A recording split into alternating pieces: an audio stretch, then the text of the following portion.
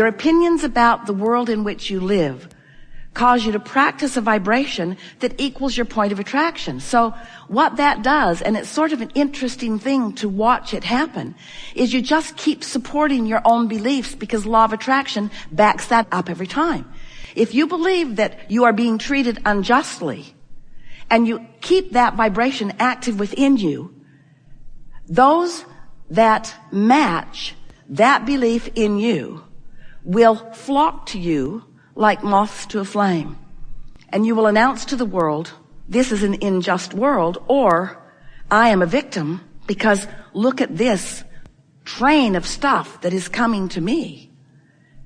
But when you accept that it is a vibrational world, not a stuff world, that it is a vibrational world, just not a manifested world, that it is a vibrational world, and that in every moment you can read, you can recognize, you can know your vibrational offering as it relates to your most expanded being, that part that we talked about as we first began here, that expanded you that you can't hold back.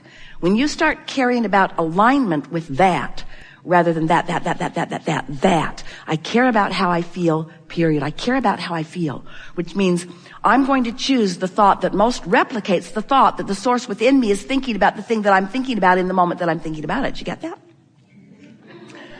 You're thinking a thought. You're thinking a thought unless you're asleep. You're thinking a thought.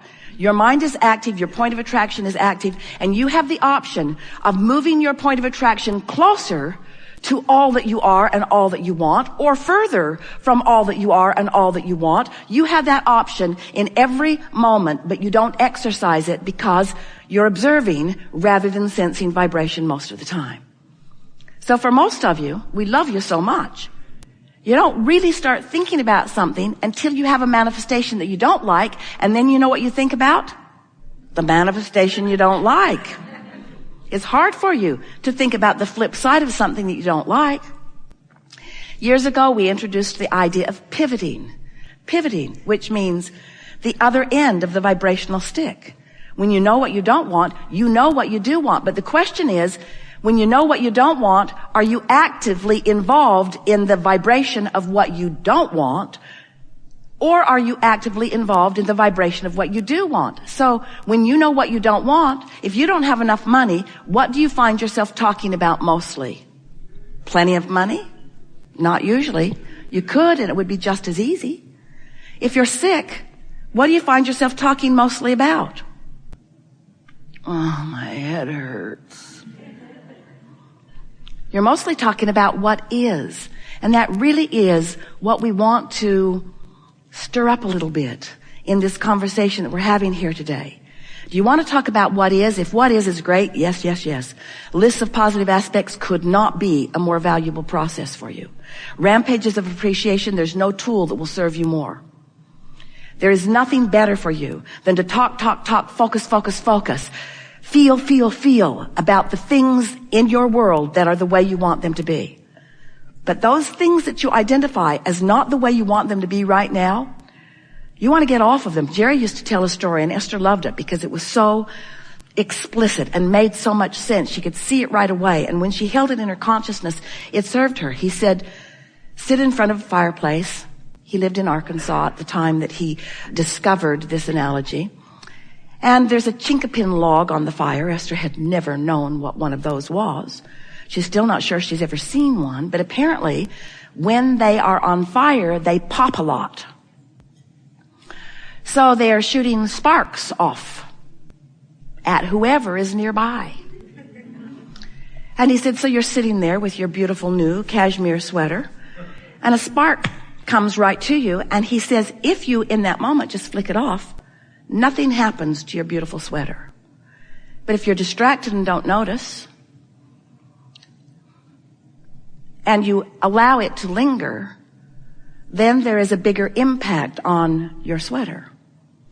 And his analogy is, when the thought first comes, and it's small and insignificant, and you flick it off by choosing another thought, it's simple.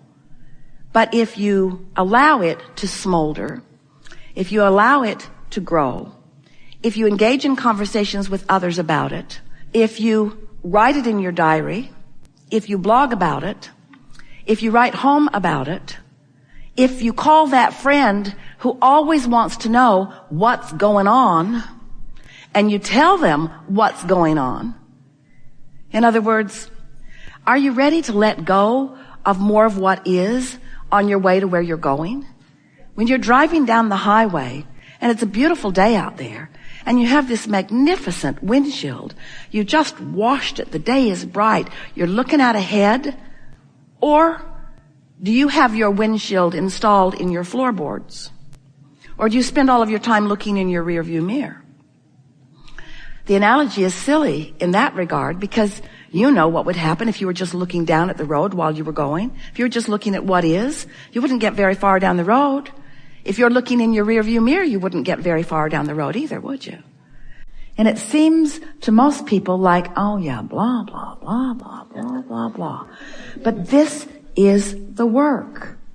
Because you were born, you have seen, you have explored, you have experienced the contrast, you've given birth, you've put it in the vortex, it's in the vortex. Now it's time to prepare the environment that allows what's in the vortex to flow into your experience. And so start with that feeling of ease. Now, as the momentum begins coming and you stay in the flow, now you will be inspired. This is what we really want to say to you.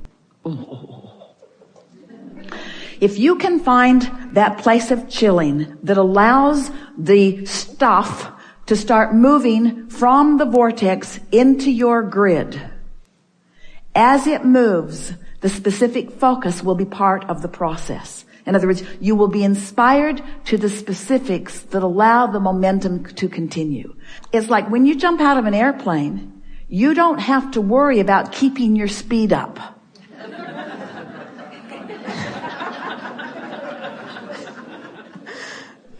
Or when you're on an incline, you stop pedaling usually, or you let up on the gas a bit. You get a sense of what we're talking about. Yes. So if you trust, that's a good word, if you trust that what you put in the vortex is there, and it is, and now you are using your focus to focus yourself into enough ease that will allow the momentum to begin. The momentum will carry the rest. And something like focus or impetus or speed is not part of the process. You don't have to keep momentum going. That's what we want to say. You don't have to keep momentum going. You just have to stop doing that thing you've been doing that slows the momentum. There. That's the answer to all things. We're done. Go home. That's the answer to all of it, isn't it?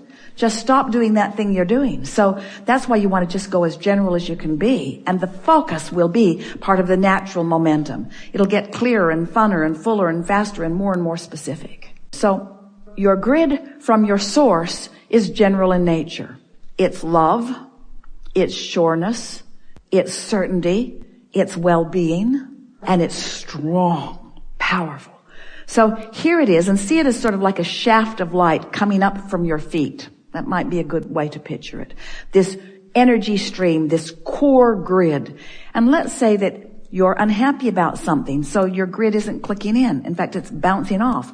Or you're uneasy about something, or you're remembering a past experience that wasn't pleasant, or you're worried about not being prepared for something, so you're not allowing it. But then you sleep.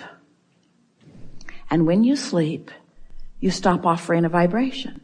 And when you stop offering a vibration, your grid comes into alignment. And when you awaken, there you are back in your power till you remember what happened. And then you sleep again. And you come back into alignment with your core vibration. And then you wake up. And you remember, gotta go to work. Toys are all over the living room. And then you learn how to meditate. You quiet your mind. You stop thought. And as you stop thought, you stop resistance. And as you stop resistance, you come into alignment with who you are. And you don't really know what you're feeling, but you're feeling this detachment and this power, this really general. And in doing so, you've adjusted your vibration. Now, You're probably going to get back into your day and you're probably going to get out. But every time you chill, every time you relax, every time you meditate, every time you acknowledge what this feels like to be in alignment, it makes it easier for you to get there next time. Easier for you to get there next time. Until you begin to prepare, create, establish a pattern of vibration that is non-resistant. And as you establish this pattern of vibration that is non-resistant, now, all of the things that you've been asking for, in perfect timing, flow just like water flows downhill, right into your experience. And as they flow in, you begin to catch the momentum of those. Really, what we want to say to you, we think it is one of the most profound conversations that we've ever had. What we want to say to you is, the only thing you ever need or want to focus on is focusing yourself out of resistance and into alignment. And use the simplest of tools. Pet your cat. Put your feet in the jacuzzi. Lie on the beach. Lie in the sun. Go get a massage. Listen to music that makes you feel good. Do anything that you can do to relax yourself out of resistance. And as you practice that place of non-resistance, your grid will fill in with all of the components of all of the things that, all of the goal setting, all of the reaching, all of the things that you have been previously believing were your work to do. Did you hear what we just said? Yeah. Your only point of focus is preparing your grid.